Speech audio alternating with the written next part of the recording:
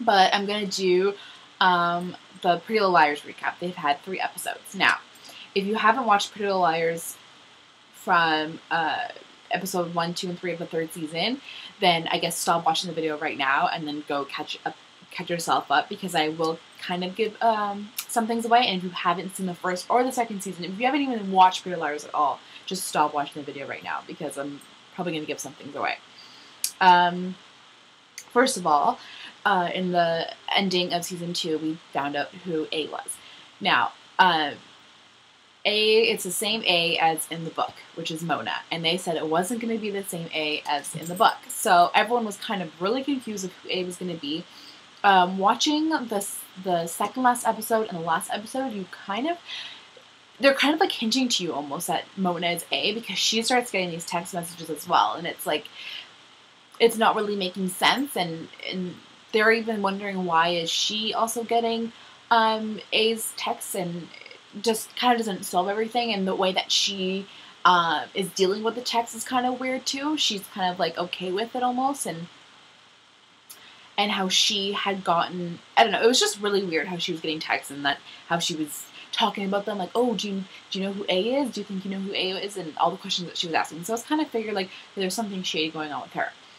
Then in the very last episode, they went back to that cabin, or that like hotel or motel place that they always went to, and Spencer had realized that that was the place that A had been coming up with her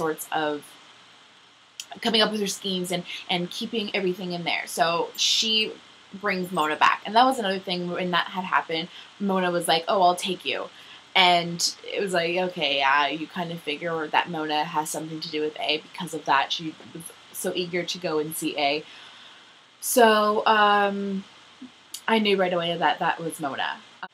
There's definitely a team. I definitely think that is one of my ideas, I guess. There is a team. There's a team A team or whatever. And I feel like in the A team, there's Lucas, Jenna, and that Black Swan character. I don't really know who she is. I don't know if she's going to make a reappearance, but just because that her design was there, I feel like she has something to do with it. Also, I don't feel like Mona could have done all of those things to begin with.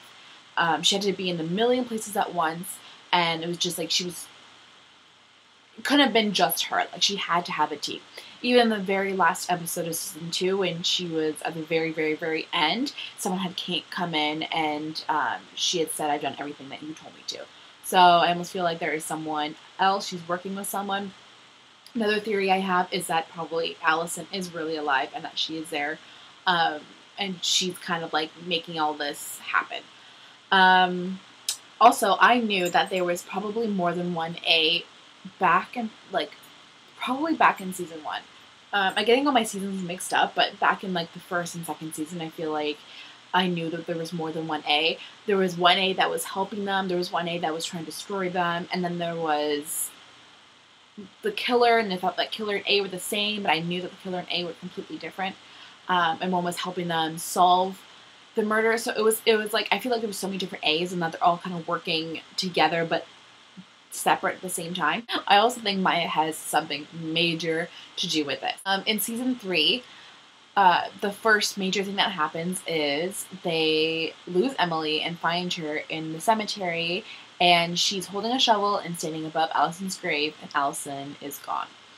Now, I think someone had planted that, because there was no way that she could have done that all by herself. I think that's a little ridiculous that she could have, and she was drunk, so that she could have taken herself all the way to the cemetery, dug up the grave, took Allison out, hid her, and then was there to stand while her friends found her. So I think that's kind of weird, and I think that someone obviously had planted her there. I mean, that's pretty much the whole entire story that they're going for, that someone had framed her and put her there.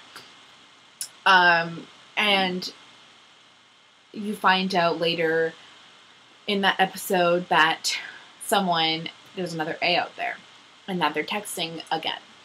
And that now they said this was the text that had left you hanging in the first episode was, Mona played with dolls, I play with body parts. So I have a feeling that, and also in the second episode you get this too, where A is starting to send body parts or things from the grave or from her casket.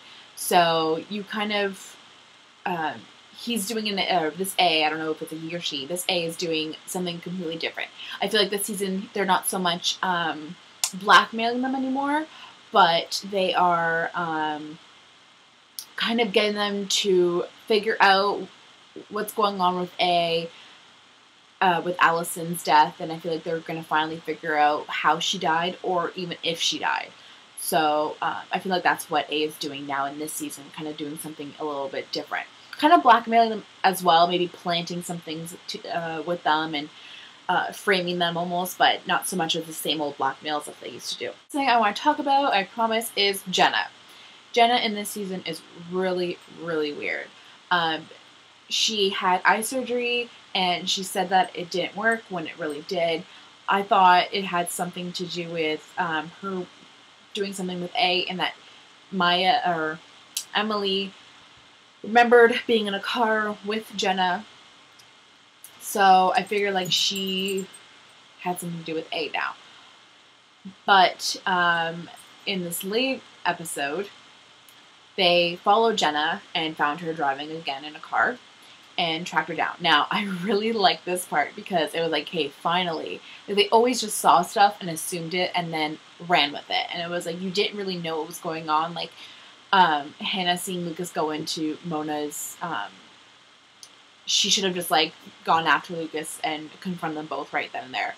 I feel like what they did with Jenna was perfect. That's what I wanted them to do. That's what I, like, wanted them to do for the past 3 seasons or 2 seasons. I wanted them to just confront people from now on. And so they confronted Jenna, and Jenna told them everything. I don't know if she told the truth or not. I really do like Jenna. It's kind of like, it's a weird thing to like, but I really do like Jenna. I think that she is just a victim like them. Although that's what Mona wanted us to think in the beginning as well.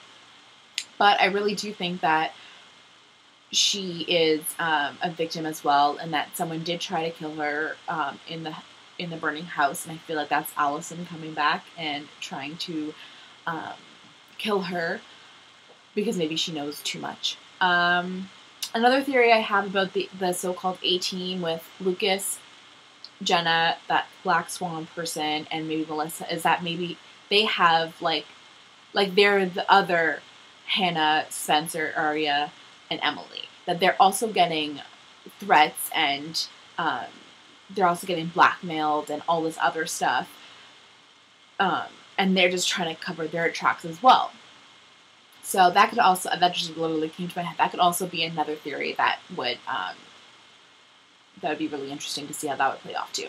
So I hope this video was not too long. So that is all I had to say for today about those 2 shows. I hope that you guys will be watching me review the 2 on Tuesday and Wednesday, and I hope that you will also stay tuned to my next vlog, which will be Monday, and my product vlog, which will be Thursday. And I have a couple of things that I might want to review for my product vlog on Thursday. I might do a couple of hair tools. I have a lot of hair tools. I might do the tool that I used for this, so just leave in your comment if you really want to know what I used for this kind of wavy look. So I hope you're having a good week, and I'll